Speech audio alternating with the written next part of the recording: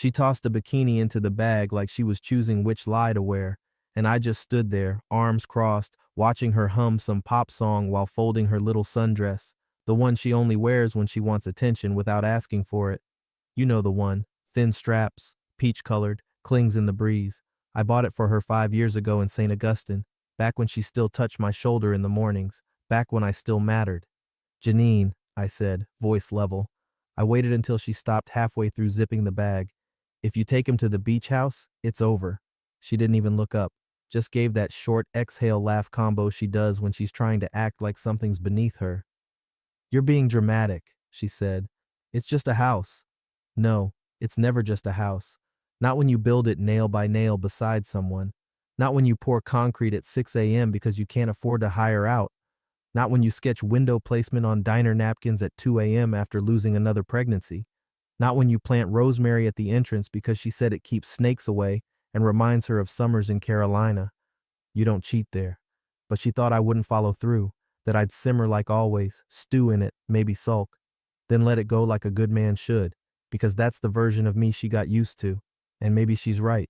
I was that man, right up until 2 months ago. The afternoon I found a tan line that didn't match her bathing suit, the one on her lower back, right above the hip. We haven't gone anywhere sunny together in almost a year, but she came home with a fresh stripe. I didn't say a thing that day, just stared at it while she poured herself a glass of white wine and scrolled Instagram like nothing happened. I nodded, took mental notes.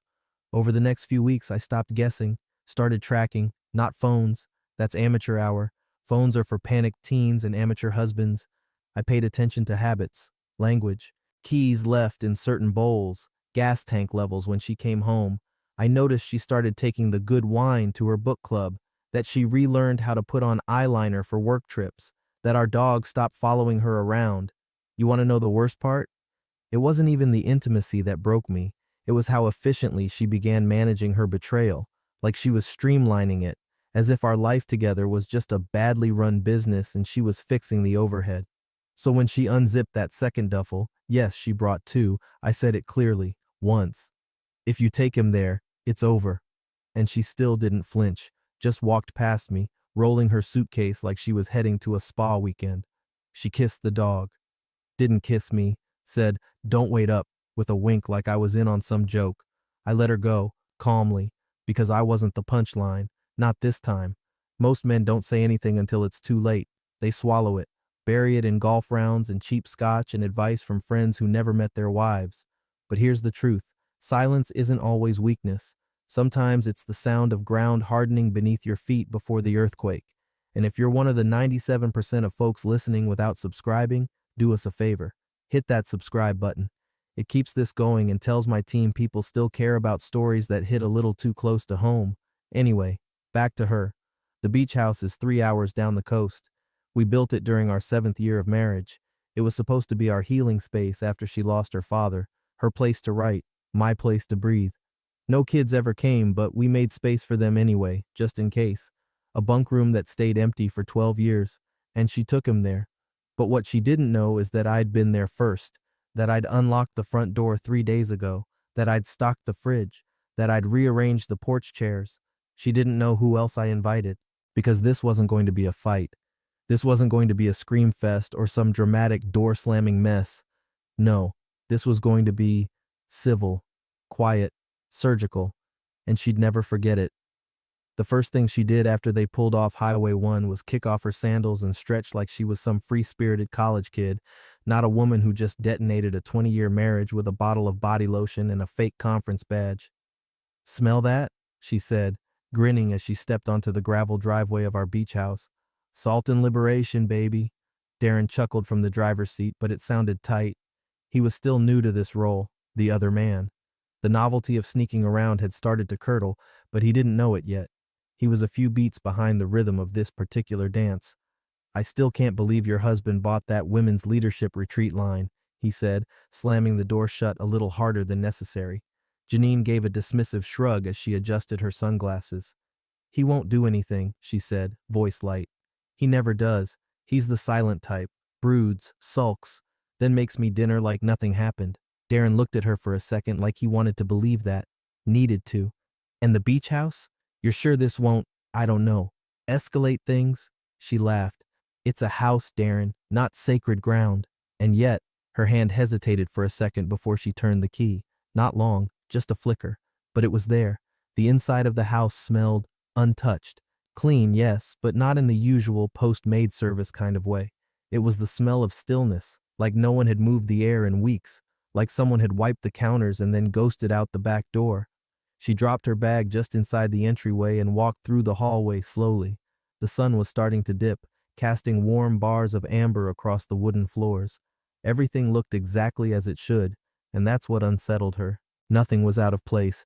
No jackets on chairs, no keys in the tray, no dishes in the sink, but also no dust. "Did the cleaning service come?" she called out over her shoulder. Darren was thumbing through his phone by the window. "No clue. You're the one who handles all that." She nodded slowly, eyes scanning the space like it was too neat, too intentional. In the living room, she paused by the fireplace. On the mantel were the usual knickknacks: sea glass jar, 2 books they always joked about never reading, the little carved pelican Raymond bought in Charleston.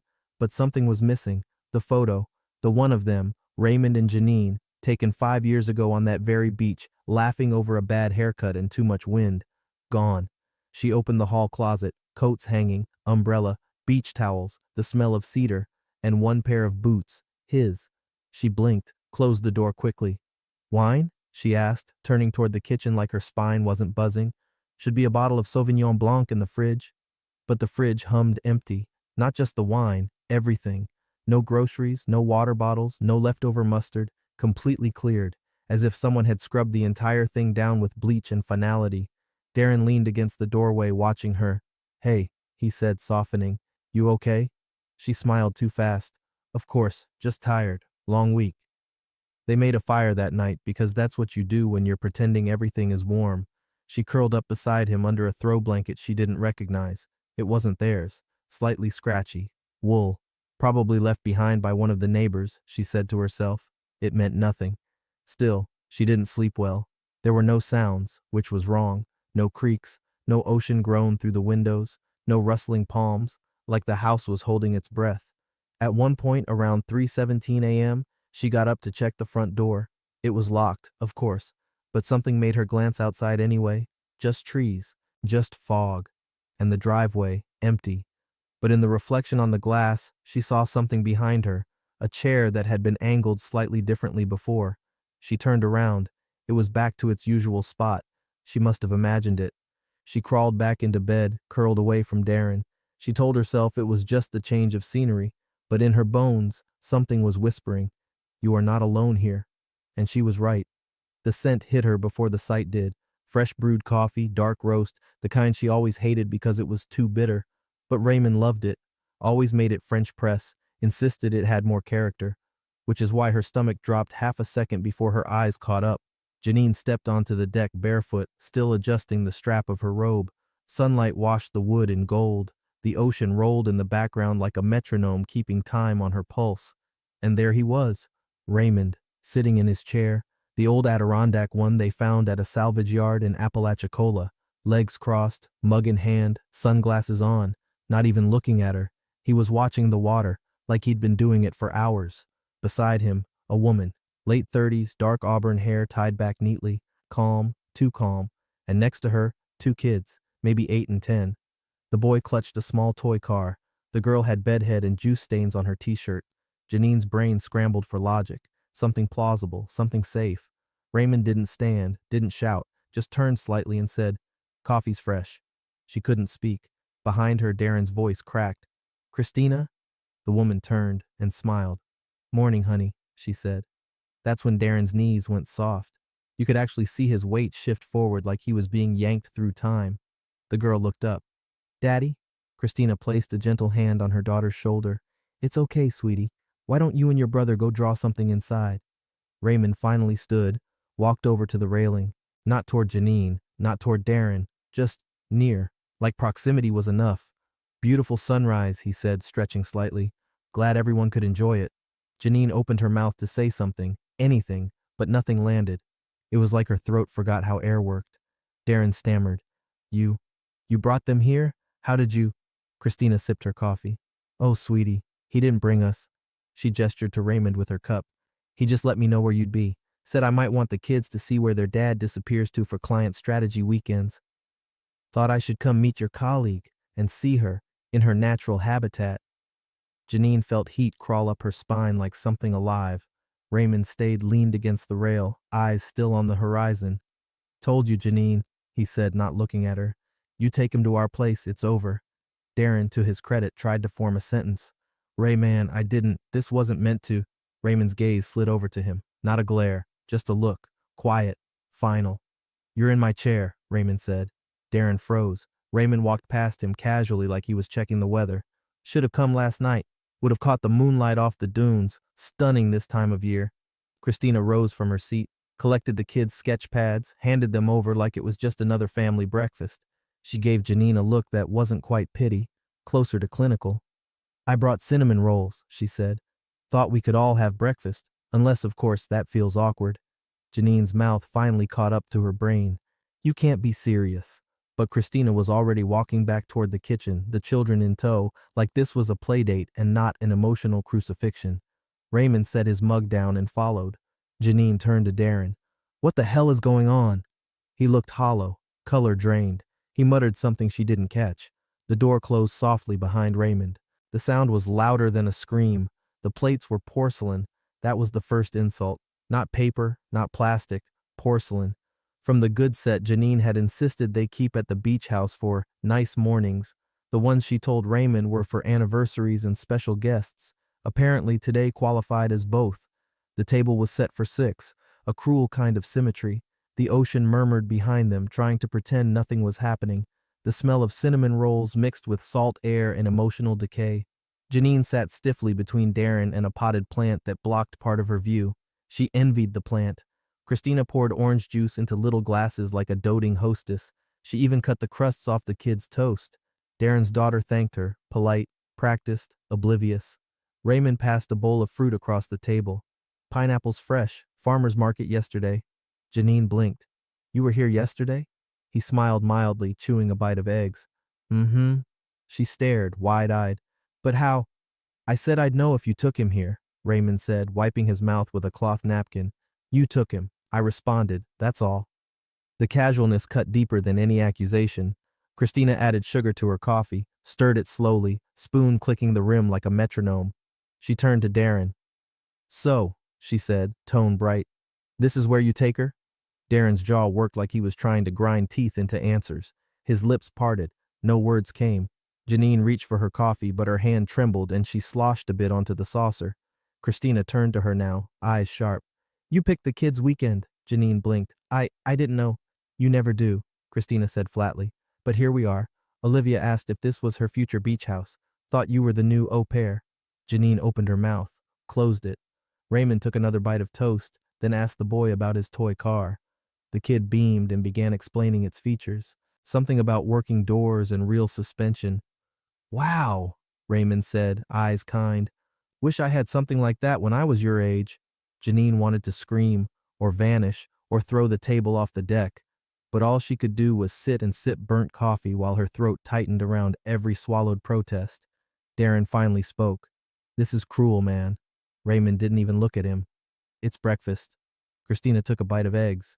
And perspective. Janine's eyes darted between them, Raymond and Christina, so composed, so coordinated.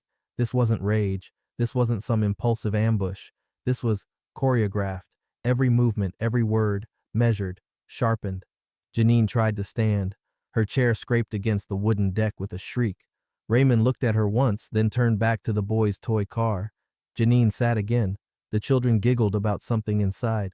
A cereal box game, maybe. Totally unaware that their father's fantasy life was unraveling next to the pool filter. Christina looked toward the ocean, sipped her coffee. My grandmother used to say, she said, when someone shows you their truth, you don't look away, you set a table for it. She turned to Janine. I'm just following the recipe. The sun climbed higher as the breakfast plates were cleared in silence.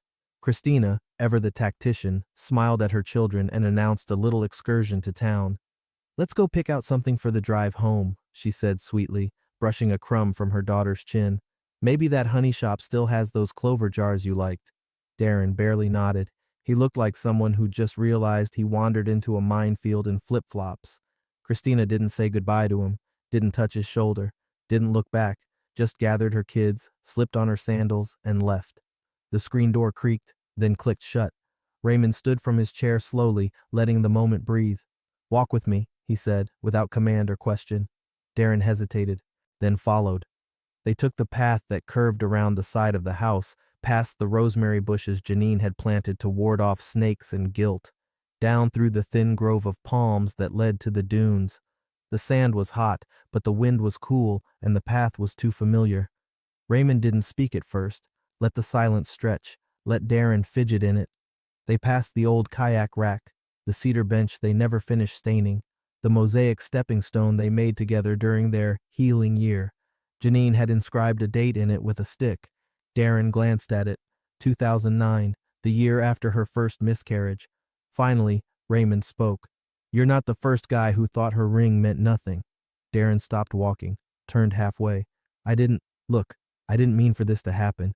It just—" Raymond raised a hand gently, cutting him off without hostility. "You're not special," he said.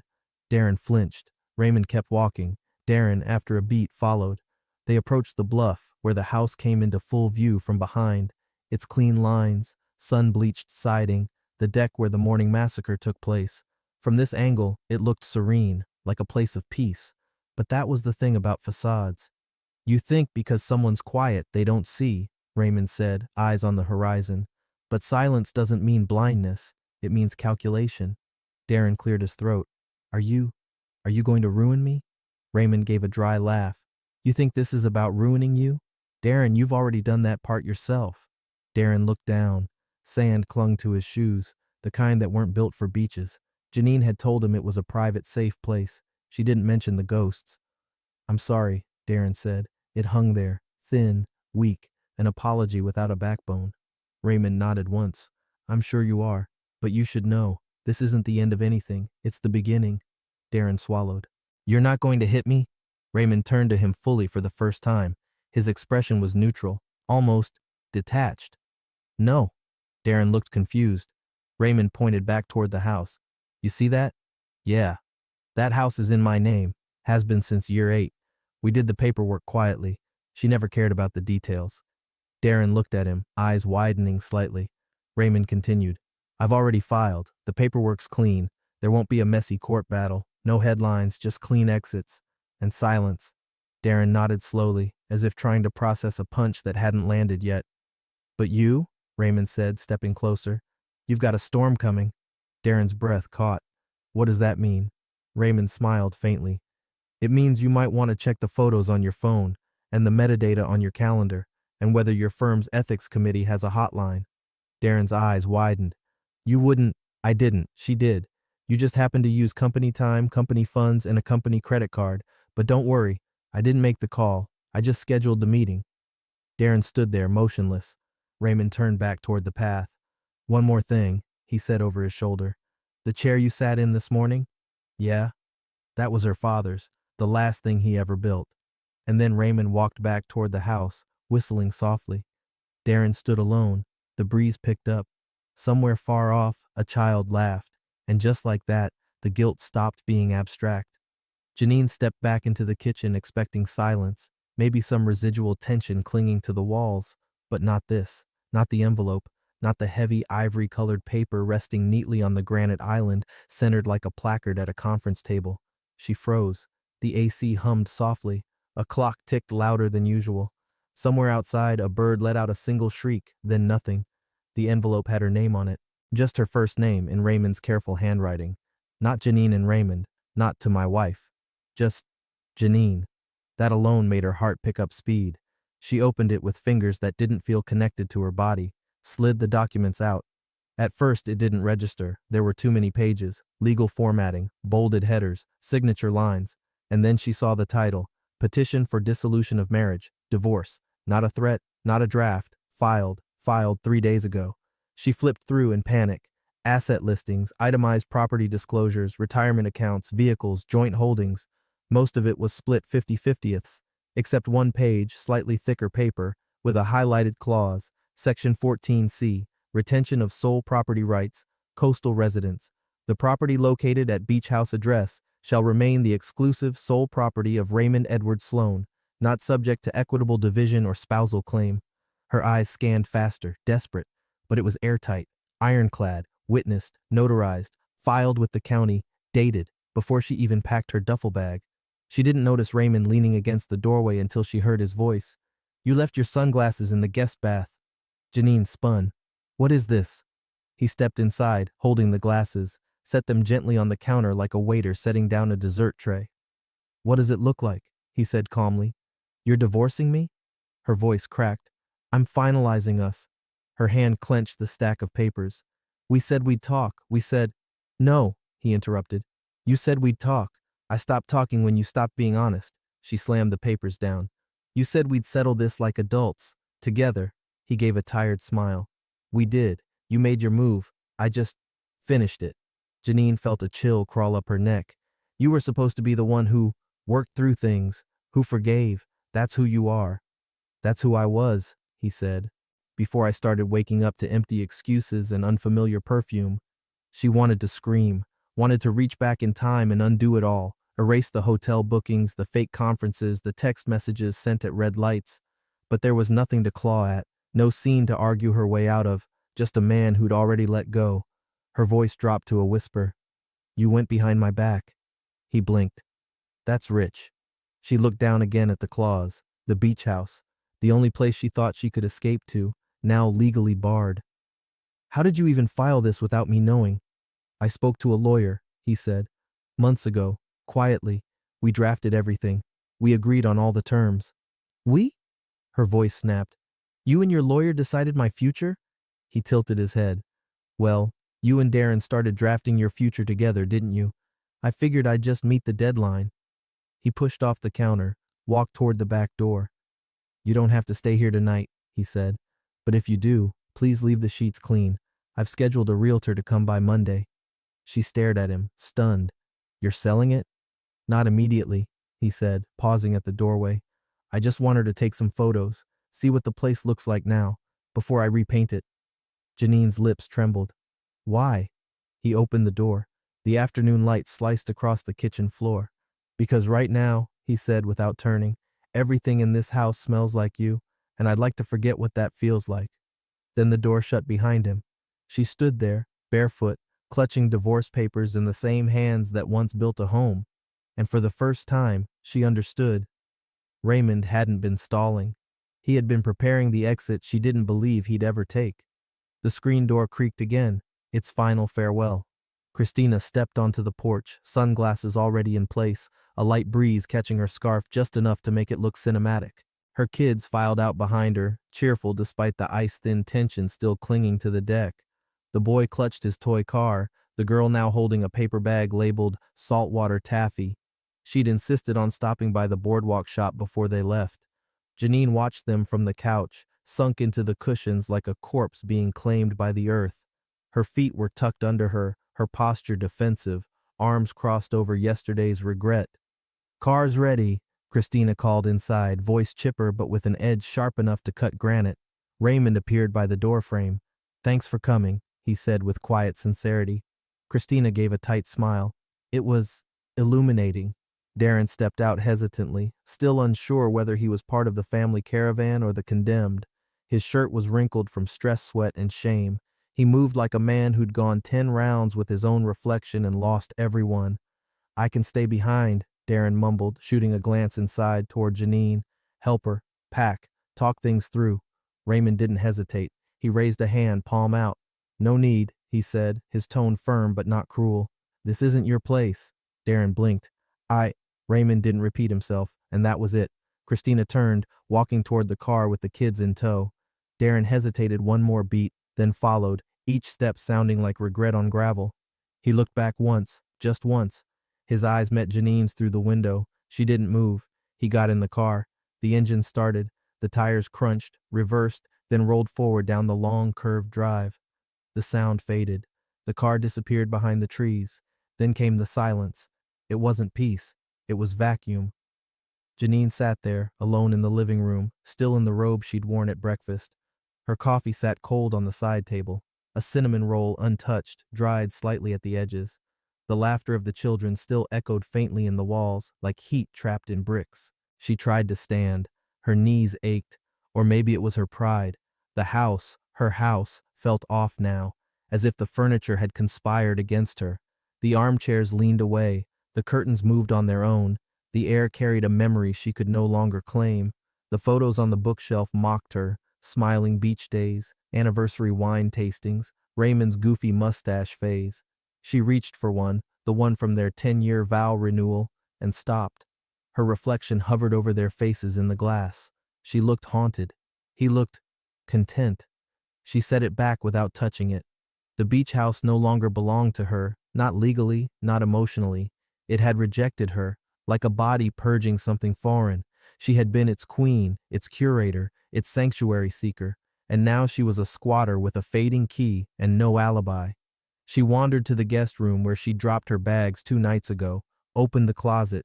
Inside, a single hanger remained, not hers. She closed the door, wandered to the kitchen, opened the fridge, still empty, walked out onto the deck. The breeze was stronger now, the sun harsher, the ocean louder, and yet somehow less comforting. She sat in the same chair Darren had occupied that morning, the one Raymond had claimed belonged to her father-in-law. The wood creaked under her. She folded her arms and stared out at the water, waiting for clarity. It didn't come. Only the realization that everyone had left her calmly, without yelling, without drama, no begging, no last-minute pleas, just exits. Raymond was right. This wasn't a fight. It was a departure.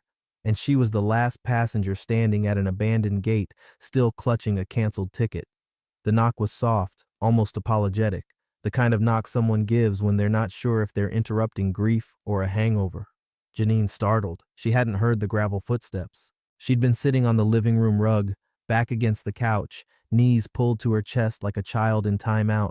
The air was heavy with the scent of cinnamon and humiliation. The coffee table still bore the imprint of Raymond's cup. She stood too fast, legs tingling from disuse, and smoothed the robe she hadn't changed out of. Her reflection in the window caught her off guard, hair tangled, mascara ghosts beneath her eyes, the vague pallor of someone who hadn't eaten or slept right in 24 hours. Another knock, a bit firmer. She opened the door, bracing herself for Darren. Maybe Christina had sent him back to say something awful and rehearsed, or worse, Raymond with another envelope. But it was neither. It was Ben, the neighbor, mid-60s, lived 3 lots down, retired pilot, bald on top, sunburned around the edges, wore the same battered fishing hat year-round and always carried a travel mug that smelled suspiciously of whiskey after noon. "Hey there," he said, rocking slightly on his heels. "Didn't know y'all had company this weekend." Janine blinked. "Sorry?" He thumbed over his shoulder toward the curve of the road. "Saw the cars pulling out earlier, the lady with the red scarf, her kids, and then your husband not long after that." Janine tried to smile. It landed wrong on her face. "Oh, right, just old friends." Ben chuckled. "Huh, that's funny." She tilted her head. "What is?" "Well," he said, sipping from his mug, "Raymond said the same thing when he got here yesterday. Stopped by while I was watering the oleanders. Told me, got some old friends stopping by this weekend. Might get loud. Don't worry if you hear laughter." Ben squinted at her. "Said you'd be surprised." The words hit her like a second slap. Yesterday. Raymond had arrived yesterday, before her. He'd walked these same floors, spoken with the neighbor, set the narrative. She hadn't even gotten here until mid-afternoon. He'd been waiting. Janine felt her throat tighten, a small internal gasp that didn't reach her face. She fought to hold her expression, forced another smile. It cracked around the edges. "Well," she said softly, "he wasn't wrong." Ben nodded, content with that, tipped his fishing hat. "Good to see the place getting use again. Always liked it when you two were down here. Place feels lived in when it's you folks." He turned, stepping off the porch. "Oh," he added, halfway down the walk, "tell Raymond that boat cover finally came in. I left it at the shed." Janine nodded, lips too numb to speak. She closed the door gently, turned, looked at the house again, not as a home, but as a stage. And every room, every mug, every towel, every damn word spoken, had been part of a script she didn't even know she was in. She leaned against the door and slid to the floor. Raymond hadn't just reacted, he'd directed, cast it, lit it, rehearsed it, and she, thinking herself the storm, had been nothing but set dressing. She covered her face with her hands. The neighbor knew. The realtor was scheduled, the clause was filed, the chairs were arranged, the coffee brewed. Every move she made had already been accounted for, and that's when it hit her. This wasn't the collapse of a marriage, it was the precision demolition of a kingdom, and she was the queen who didn't hear the countdown. The sun bled across the horizon like a slow bruise, deep purples and molted oranges bleeding into the sea. The tide crept forward with each breath, as if it too was inching toward something inevitable. Wind rolled off the water, tugging gently at the hem of Janine's sweater, the one she'd yanked from the back of a closet she no longer felt entitled to open. She spotted him sitting on the driftwood log near the fire pit, same spot he always chose at dusk, elbows on knees, silent, still, a silhouette carved into the end of their story. Janine hesitated. Her bare feet crunched soft grains of sand as she made her way down the gentle slope, each step somehow harder than the last. Raymond didn't move, didn't turn, just waited. She lowered herself slowly beside him, not too close, not this time. The sky darkened a little more, long pause, longer silence. She finally spoke. Was it all fake? He turned his head slightly, not to look at her but to aim his words somewhere into the middle distance. No, he said. It was real. For me. Her throat tightened. She could barely manage her next words. I loved you. You tolerated me, he replied, until something more exciting walked in with a gym membership and a business card. She winced. I didn't mean, he held up a hand, not to accuse, just to halt. Janine, he said, we built a life, brick by damn brick, through miscarriages, through my father's cancer, through 3 layoffs, through years of nothing but casseroles and bills and long silences that still somehow felt together. She blinked fast. The wind carried her guilt across her skin like cold breath. I never wanted this, she whispered. But you chose it, he said, finally turning to meet her eyes. That's the difference. She looked at him fully now, no defenses, no spin, just trembling honesty. I made a mistake. He nodded, slowly, as if that statement deserved no rebuttal, only recognition. That's why I let you see what it costs. She broke then, not loudly, not with drama, but like glass cracking beneath pressure that had been building for years. Her shoulders shook. Tears traced down her cheekbones and disappeared into the collar of her sweater. She covered her mouth, trying to keep the sob in, but it came out sideways, a fractured gasp in the shape of shame. Raymond looked back at the water. You thought I wouldn't follow through, he said, voice steady. Because I never yelled, because I forgave too easily, because I didn't throw plates or raise hell. She sobbed harder. But you never understood, he continued, that I was listening, I was watching, not just you, me, who I became, who I stopped being, and I decided I didn't want to be that version anymore. She reached for his hand, desperate, but he didn't offer it. Ray, she whispered, I don't know how to undo it. You can't, he said simply. She looked out at the water again, trying to breathe through the weight in her chest. I don't even know why I did it. Raymond exhaled through his nose. Because it was easy. Because you were bored. Because I wasn't new anymore. She wanted to deny it, wanted to claim trauma, confusion, loneliness, anything but what it really was. Selfishness. The truth sat between them like a loaded weapon. She leaned into it. I would give anything to go back. He looked at her, not cruelly, not with contempt, just with a quiet kind of pity. And that, he said softly, is the cost. They sat in silence after that. Not shared silence, not peaceful, just the space between two people who had once made vows under this very sky, the same sky now watching them fade. The tide came in, and this time, it didn't leave anything behind. She woke to a kind of quiet that didn't belong to morning. No coffee brewing, no distant rustle of beach grass, no Raymond humming tunelessly through a shave, just flat, aching silence that pressed against the walls like fog. Janine sat up slowly, heart already racing before her brain had caught up. Her side of the bed was wrinkled, the other side was smooth, cold. She threw off the blanket, rushed barefoot down the hallway, eyes darting. The bathroom door stood open, his toothbrush gone, the duffel by the entryway, gone. His favorite sneakers, the ones he always left by the back door, gone. Her breath caught. She moved into the kitchen like someone approaching a crime scene. Everything was clean, spotless actually, counters wiped, trash bin empty. The coffee maker was dry. The house didn't just feel still, it felt evacuated. And then she saw the note, taped to the fridge. Simple handwriting, steady. Keys are in the drawer. You'll need them. Realtor's coming Monday. Her stomach dropped. She opened the drawer with shaking hands. Inside, the house key, garage opener, and the small bronze fob that unlocked the beach storage. Next to them, his wedding ring. She nearly knocked the drawer off its tracks trying to slam it shut. She bolted out the front door. The morning sun was too bright, cruel in its indifference. The scent of low tide hung in the air, briny and damp. His car was gone, not just moved, gone. She ran down the gravel path, barefoot and wild, scanning the horizon for movement, but all she saw were the faded grooves of his tires, already filling with wind-blown sand. She reached the edge of the driveway, lungs burning, and stopped. There it was, the stone marker. It had always stood just beyond the mailbox, a thick slab of beach rock they'd hauled from the cliffs during their 3rd anniversary here. She'd hated it at first, called it pretentious, but Raymond carved their initials into it anyway, R+J, enclosed in a half-heart like some teenage carving on a park bench. Now, it was defaced, not crudely, not with anger, carefully. Someone, he, had chiseled the letters out with surgical precision. Clean lines, no cracks, as if they'd never been there, as if he'd never been there. Her knees buckled, but she didn't fall. She just stood there, blinking against the sunlight, trying to scream without sound. Because it hadn't been a conversation. It hadn't been a fight. It had been a quiet, deliberate erasure. Raymond didn't want revenge. He wanted absence. He wanted out, not just from her, but from the memory of ever being tethered to her in the first place. And now, she was standing on the remnants of a life scrubbed clean. Inside the house, the walls would still echo with what they had. Ghosts of arguments and anniversaries, of scraped knees and burned dinners and half-planned dreams. But she would hear them alone. The final insult wasn't rage, it was peace. Raymond left her with the house she desecrated, the silence she mocked, and the mirror she could no longer avoid. She thought the beach house was her escape. Turned out, it was his last message, and everyone heard it but her.